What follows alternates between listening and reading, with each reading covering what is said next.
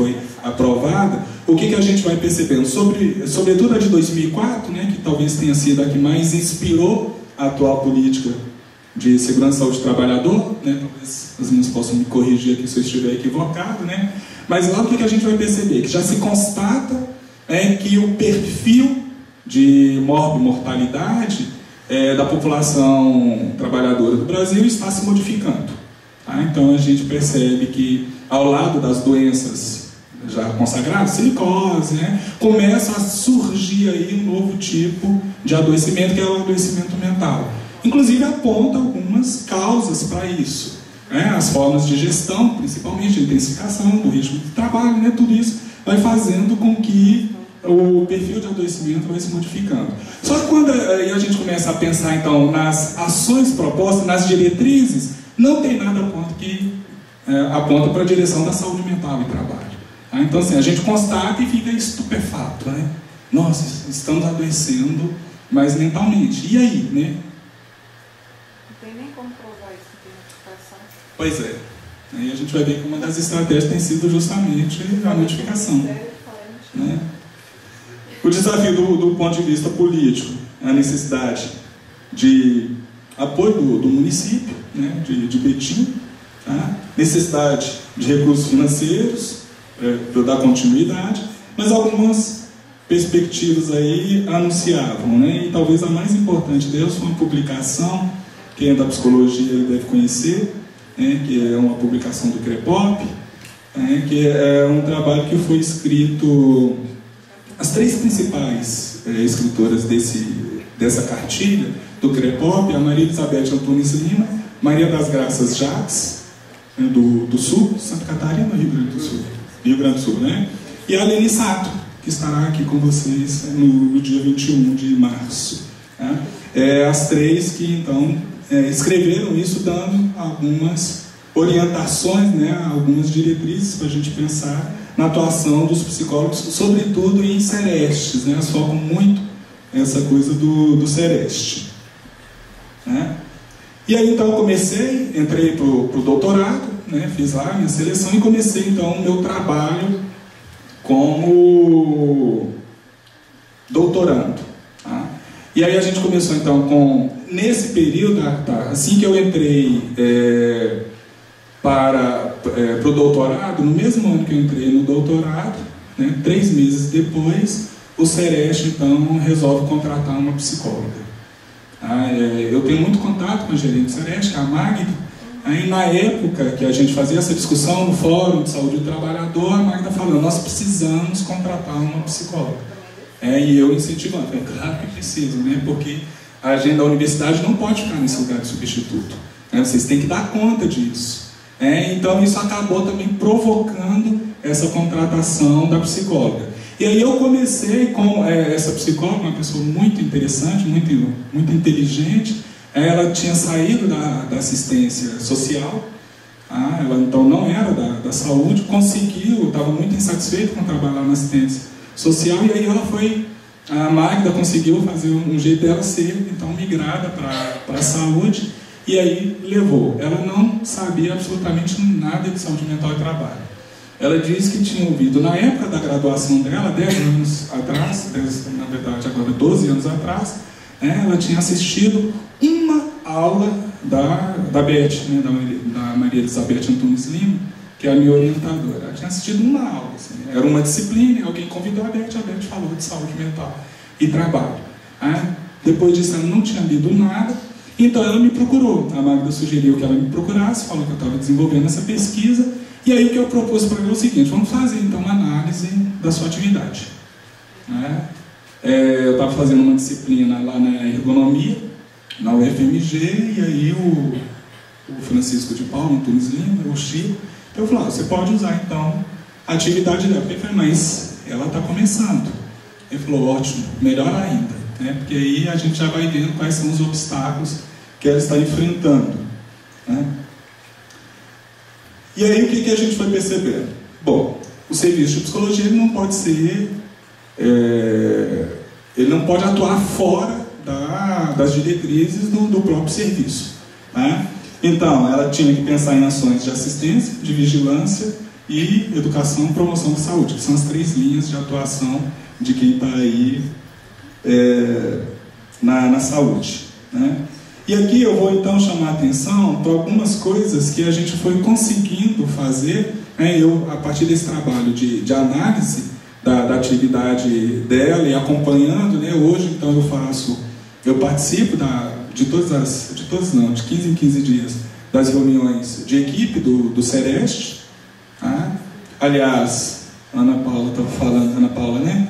Da dificuldade que tem lá com o Sereste, porque é uma equipe mínima. No caso, o Sereste de Betim, eles contam com uma equipe muito boa, né? Isso facilita muito. A Heloísa deve conhecer, não sei se conhece a equipe lá, né? A equipe é muito boa, são profissionais muito engajados, né? Isso também facilita enormemente o trabalho. Claro que tem todas as dificuldades, né, de um serviço público, a gente não é dizer que é o paraíso, não, tá? Mas tem boas condições de trabalho que facilitam muito desenvolver, né? E o empenho dos profissionais também envolvidos, né? A Adriana, que é a psicóloga do Sereste, também encontrou um bom celeiro, assim, para ela poder trabalhar. E aí, então, por onde que ela foi começando a atividade dela e eu juntamente com ela. A participação, então, nas conferências de saúde. Tá? Por que a gente está considerando isso como uma ação? Porque as conferências de saúde são um momento onde são tiradas as diretrizes, né, que vão ser pensadas para as próximas gestões. Tá? E aí, tendo profissionais da saúde do trabalhador provocando questões, isso facilita depois para se pensar ações a serem implementadas. Então, além da Adriana, né, tinha alguns psicólogos, esse grupo de psicólogos estava atuando no sindicato, participando então dessas conferências e falando, então tá, né, mas e saúde mental e trabalho?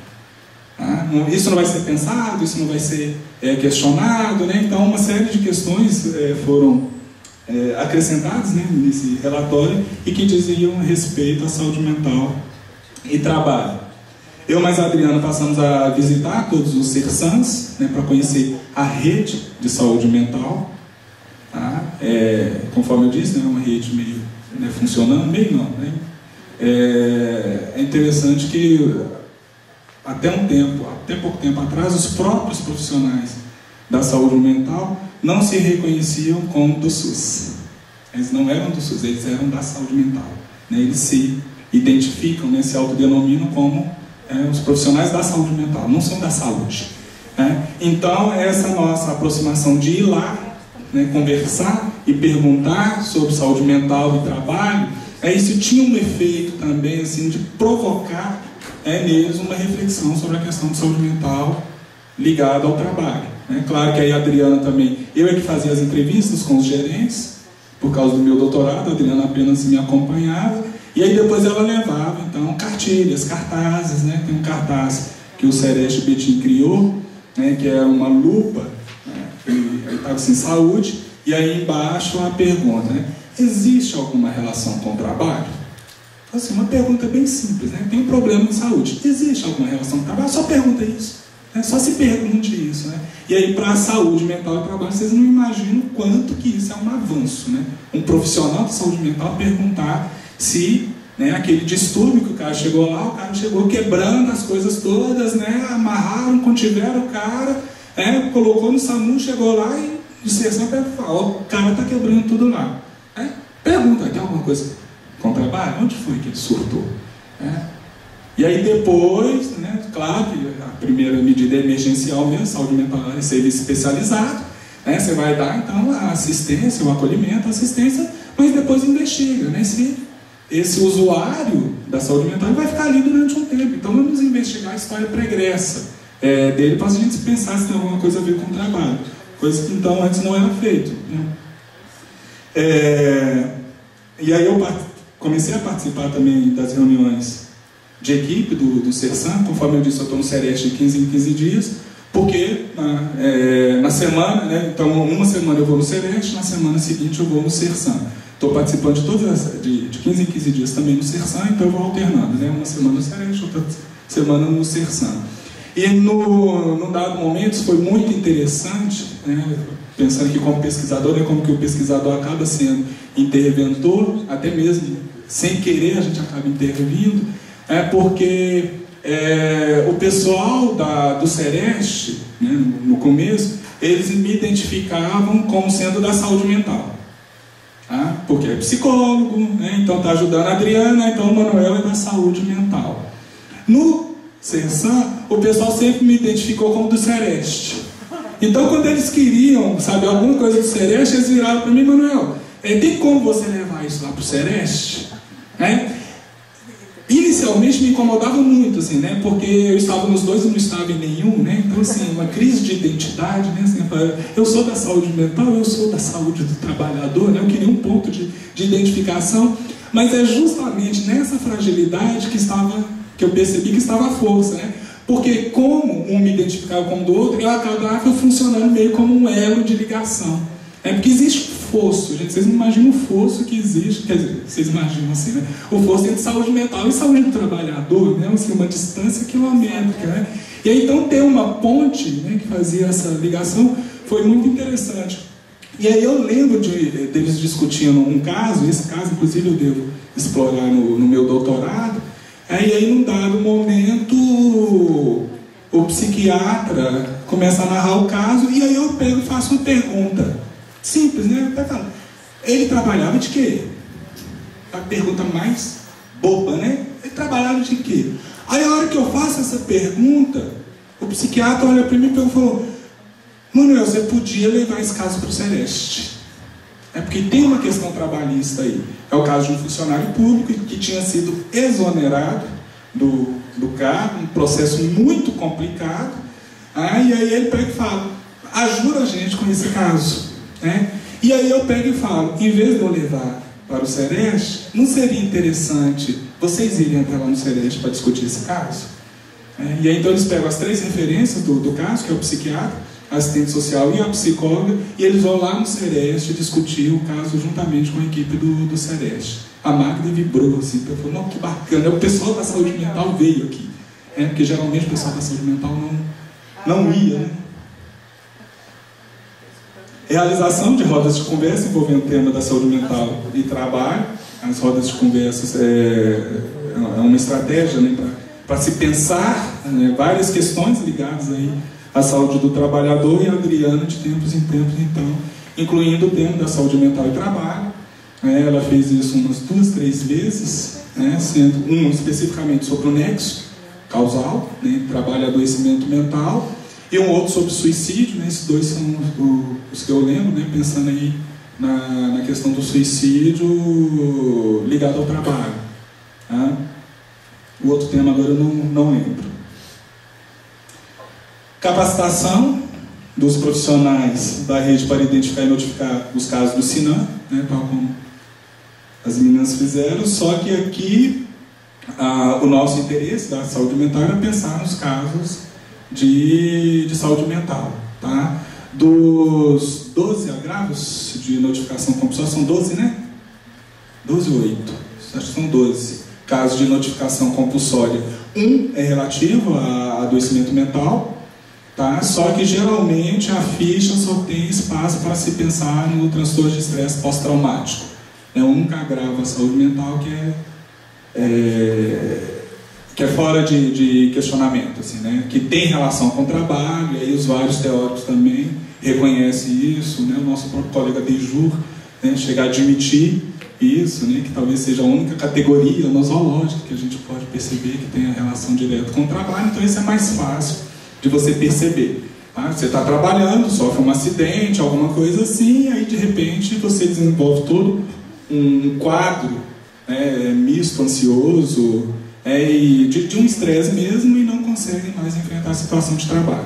Olha, houve uma ocorrência, por exemplo, um vigilante lá que o estabelecimento é assaltado, né, um frentista, por exemplo, né, um acidente mesmo, né? Eu lembro de um caso que a gente atendeu lá de um motoqueiro que estava passando numa avenida de Belo Horizonte, na Cristiano Machado. Ele estava passando no viaduto, quando ele olha assim, ele vê um acidente com outro motoboy, ele era motoboy, com outro motoboy que é atropelado. Aí a partir daí ele desenvolve um quadro de estresse pós-traumático a ponto de não conseguir mais subir na moto para trabalhar. Então esses casos são de notificação compulsória, né? Mas os demais casos, né? Então a gente passou então a atentar mais para esses casos de notificação e pensando inclusive num banco de dados complementar.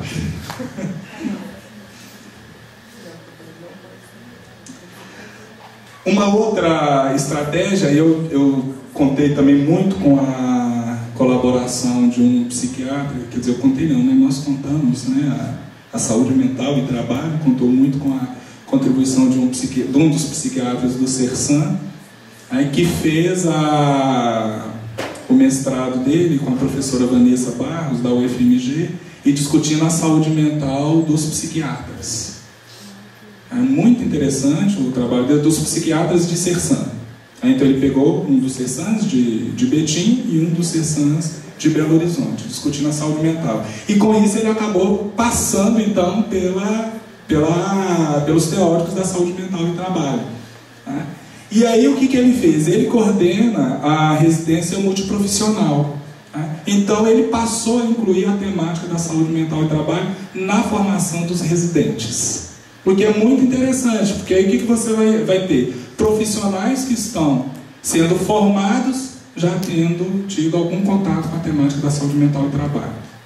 Esse psiquiatra me procurou há 2 semanas, né, ele está sendo mais ousado ainda, ele está querendo incluir uma discussão permanente da categoria trabalho dentro da formação do pessoal. Então, assim, ao longo de todo o ano, né, de 15 em 15 dias, nós vamos ter uma aula sobre trabalho.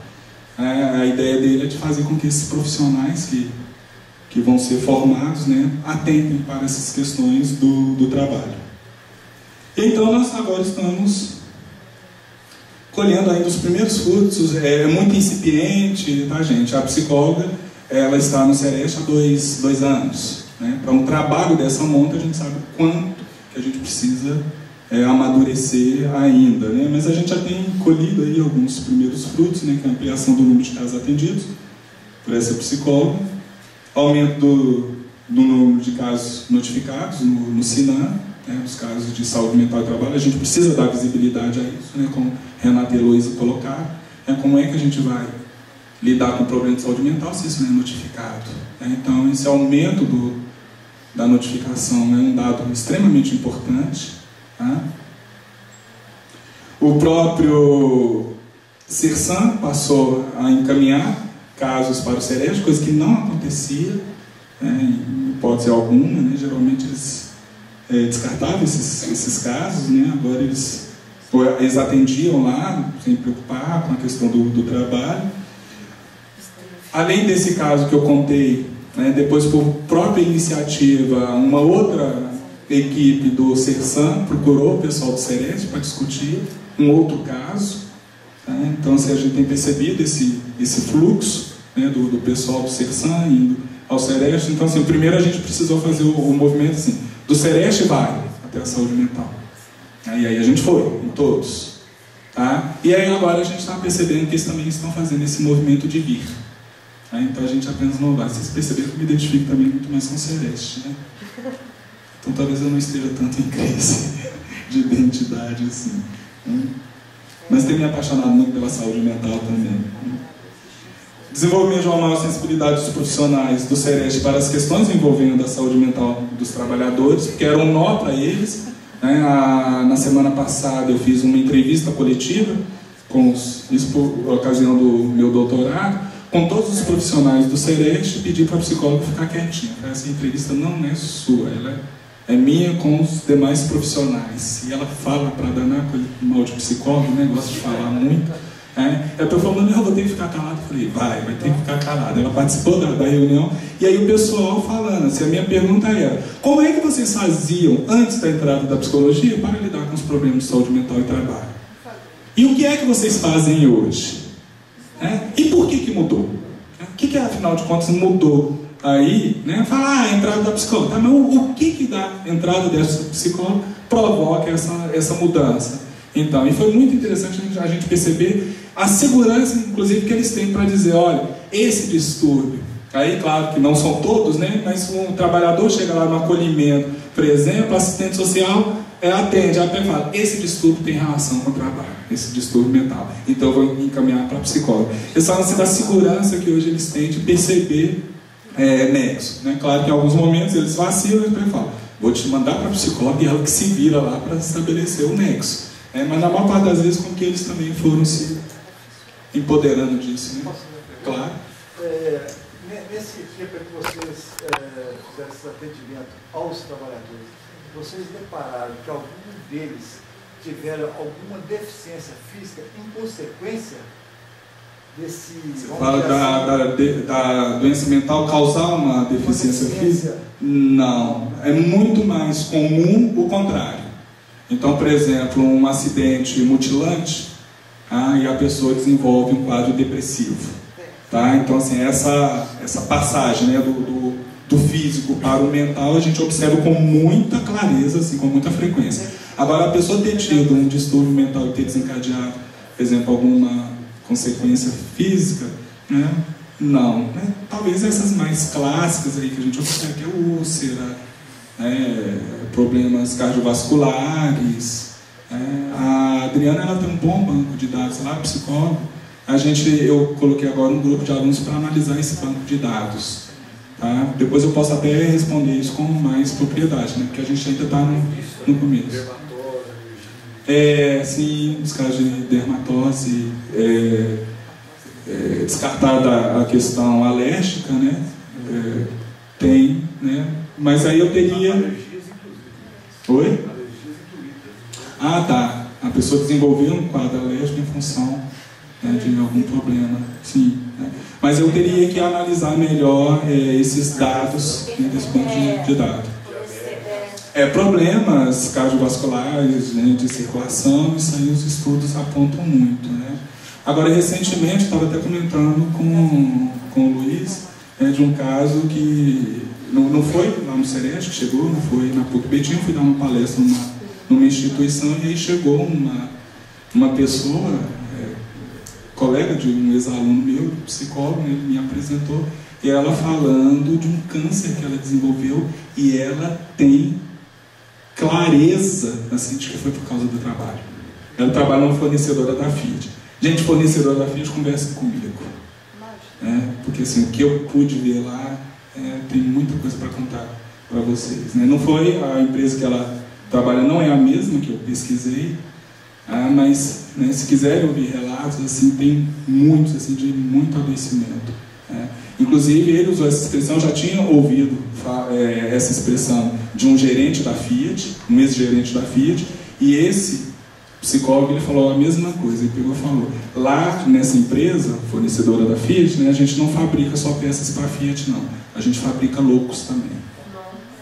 Vocês imaginam, para ele chegar a dizer isso, e é um psicólogo de RH.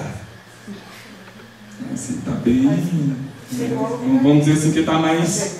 ele está lá para recrutar e selecionar, né, inicialmente, né, mas aí ele acabou tendo também disciplinas de saúde mental e trabalho, né, também tem essa sensibilidade. Mas ele, vamos dizer que ele está mais distante, ele não está lá no chão de fábrica, né, e ele percebe claramente isso. Sim, pois é. Inclusive a gente... fazendo toda aquela discussão, né, da Fiat, a relação que ela estabelece com as fornecedoras é uma coisa de louco. Né? Agora, um desafio que a gente sabe que a gente vai ter que enfrentar, mas ainda não sabemos como, porque não sei se vocês perceberam aqui, nós estamos falando de praticamente 2 espaços que estão atravessando aí a vida desses trabalhadores. Tá? Que é o espaço da universidade com a produção de conhecimento e o espaço do serviço público, que presta esse atendimento, mas que também produz conhecimento, claro, né, gente? O trabalho das meninas aqui deixa isso muito claro. Tá? Mas tem outro espaço aí que é extremamente importante que em nenhum momento foi tocado, que é o das empresas.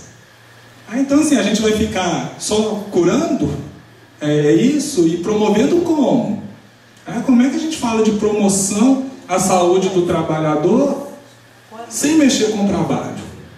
Então assim, dá até medo falar disso, assim, né? Porque a impressão que a gente tem é de que não é possível, né?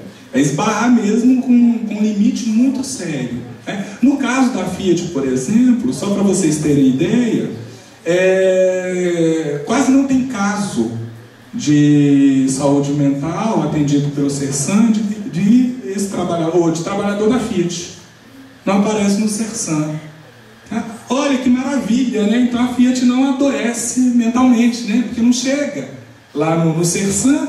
Então a Fiat não está causando loucura, não. Tá, mas a Fiat tem convênio com a Unimed.